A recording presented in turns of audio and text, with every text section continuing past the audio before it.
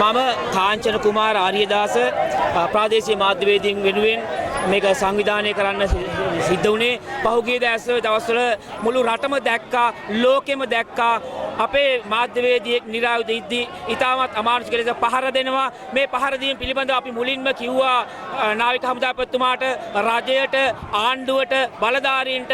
එදා පහුවදාම අපි කිව්වා, නිවේදන කරා, මාධ්‍ය හමු කිව්වා, තියලා කිව්වා මේක යම් සාධාරණය කරන්න, මේකට පරීක්ෂණයක් කරන්න, වරදක් කරනවා නම් වැරදිකරුවන්ට දඬුවම් දෙන්න කියලා. හැබැයි අවසානයේදී අපිට සිද්ධ වුණේ මාධ්‍යකරුවගේ වගකීම් විරහිත ක්‍රියාවක් හැටියට තමයි මේ වෙනකොට රජය නැත්නම් ආණ්ඩුව බලධාරීන් තීන්දුව කරලා තියෙන්නේ. ඒ නිසා මාධ්‍යවේදීන් සංවිධානය හැටියට මාධ්‍යවේදීන්ගේ අයිතීන් වලින් පෙනී හිටින හැටියට අපි දන්නේ නැහැ ඒ නීතිය කොහෙද තියෙන්නේ කියලා. ඒ නිසා අපි මේකට සාධාරණයක් නොවුණු තැන දිවයිනේ සියලුම පළාත් නියෝජනය කරමින් විසිරී ඉන්න අපේ මාධ්‍ය සංගයන් කොළඹට එක්කන් ආවා. කොළඹ ඉඳලත් අපි මේ කියන්නේ වෙන මොනවත් නෙවෙයි ආණ්ඩුවට මේ මර්ධනකාරී ක්‍රියාවලිය නවත්තන්න.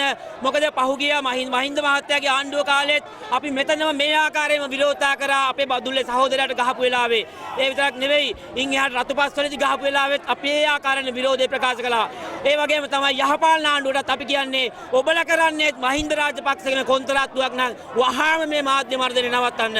මහ ලොකුවට රජය කියනවා හැමදාම දැන් සුදු ඇන්නෙන්නේ නැහැ, දැන් පැහැර ගැනීම නැහැ කියලා. අපි අහනවා ඒ දවස්වල සුදු වෑන් එකෙන් අරන් ගිහලා පහර දීලා හැංගලා ගැහුවා. දැන් ඔයාලා එලි පිටද මාධ්‍යයට ගහන්නේ කියලා අපි ප්‍රශ්න කරනවා ආණ්ඩුවෙන්.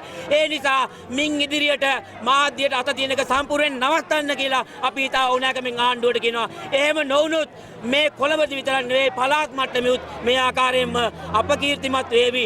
ආණ්ඩුවට යම්කිසි බලපෑමක් වේවි. ඒ නිසා ලැජ්ජාවක් තියෙනවා නම් කරුණාකරලා මේ මාධ්‍යයට ගහන එක අත තියෙනක නවත්තන්න කියලා අපි හිතා ඕනෑකමින් ආණ්ඩුවෙන් ඉල්ලීමක් කරනවා. ඒ විතරක් නෙවෙයි මේ වෙනකොට විවිධ මාධ්‍ය හරහා අපේ මේ පහර දීම පිළිබඳව හෙලා දකිමින් ඒ විතරක් නෙවෙයි මේක සාධාරණ ඉෂ්ට කරන්න යම් කිරිසක් උත්සාහ කරනවා. අපි කියන්නේ අපි ආවේ ජනතාවගේ තොරතුරු දැනගැනීමේ ඇත්ත පිළිබඳව ජනතාවට කියන්න.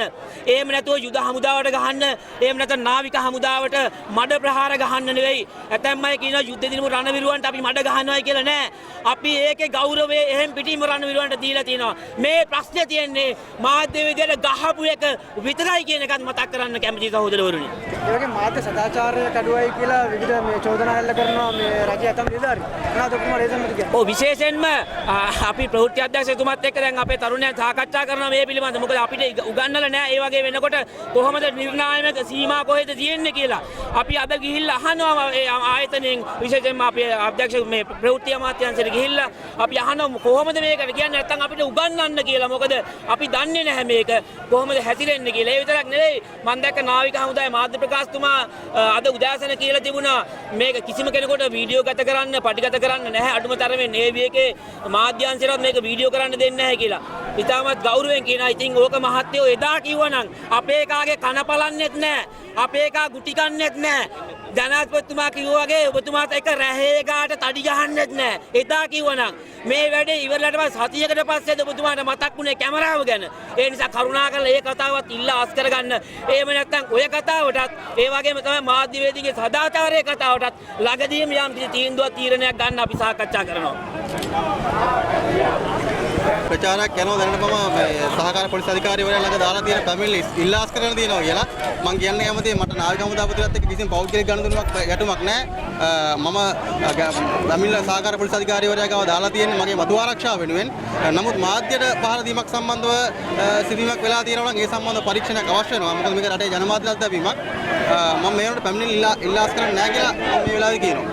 ඔබතුමා හිතනවාද මේ අපේ